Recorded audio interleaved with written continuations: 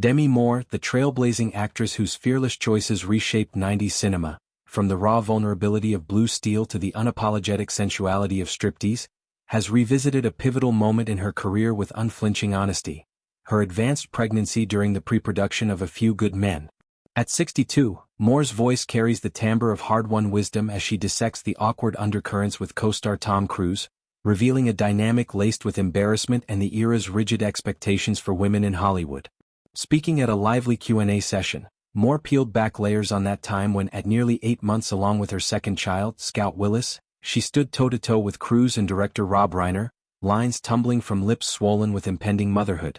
"I think Tom was quite embarrassed," she recalled, her tone a blend of amusement and empathy. "I actually felt okay about it. I was moving around though, right? But I could tell he felt that it was a bit awkward." This wasn't mere anecdote.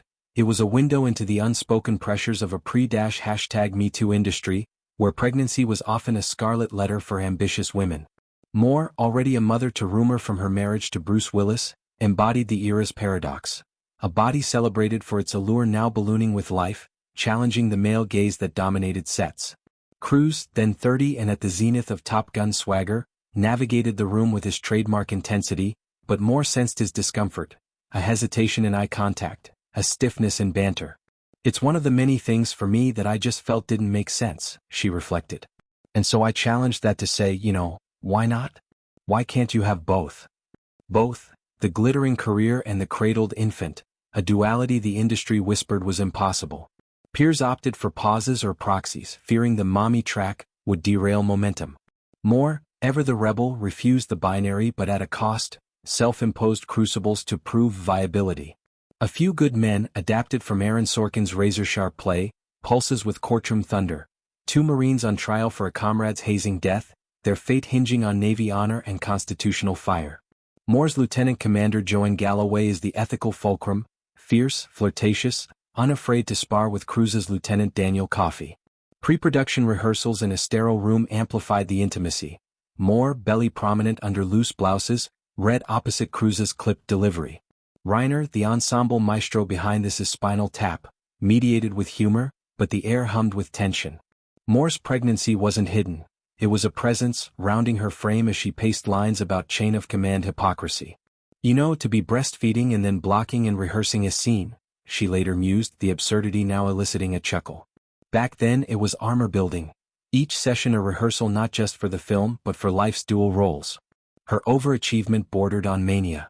Anticipating the military uniform's unforgiving cut, Moore launched a pre-birth regimen: 2.5-hour hikes through Hollywood Hills, sweat beading on her brow as she scaled switchbacks, baby kicking in rhythmic protest.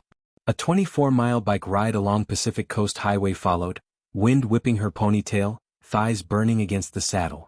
Even Labor's Eve found her dancing at a reggae club, bass thumping through her core, Scout arriving 2.5 weeks early as if eager to join the fray. "I look back at that time now and I go, what the F was I thinking?" Moore laughed, hindsight's clarity cutting through the fog. "And what was I even trying to prove?" But it wasn't as supported as it is today. The 90s offered scant maternity leave. Stars like Meryl Streep juggled in secrecy, lest roles evaporate. Moore's proof became her prison, pumping milk between takes, dodging questions about "when's the baby due?" with deflections that masked exhaustion. Cruise's embarrassment, Moore speculates, stemmed from broader currents. Few in their orbit embraced parenthood then. The siren call of endless youth drowned out diaper runs. "With that, I think, came a lot of pressure I put on myself," she admitted, the weight of expectation a phantom co-star. Yet her defiance birthed icons. G.I. Jane's buzz cut buzzed with postpartum power, Ghost's pottery wheel passion a mother's tender fury. A Few Good Men captured her in full bloom, post-birth, uniform crisp, authority undimmed.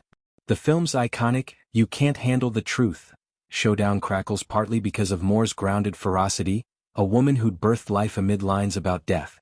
Motherhood reshaped Moore profoundly. Scout, now an artist in her own right, joined sisters Rumor and Tallulah in a sisterhood forged from set visits and school runs. Willis, the affable action star, co-parented with levity, their blended family a blueprint for amicable evolution. Moore's later roles, The Hunchback of Notre Dame's Esmeralda, Charlie's Angels rogue, infused maternal nuance, vulnerability veiled in verve. Today she champions the next wave, young actresses with on-set nannies, scripts that celebrate stretch marks. The next generation of actresses won't have to strive for as much, she affirmed, because young mothers in the industry are more supported. It's a hard-fought shift from her era's whispers to today's roars. Reflecting on Cruise, now a septuagenarian icon, Moore harbors no grudge, only gratitude for the film's alchemy. Their off-screen rapport, awkward as it was, fueled on-screen sparks, stolen glances in the courtroom that hinted at unspoken attraction. Reiner's direction wove it seamlessly, Sorkin's dialogue a scalpel-slicing pretensions.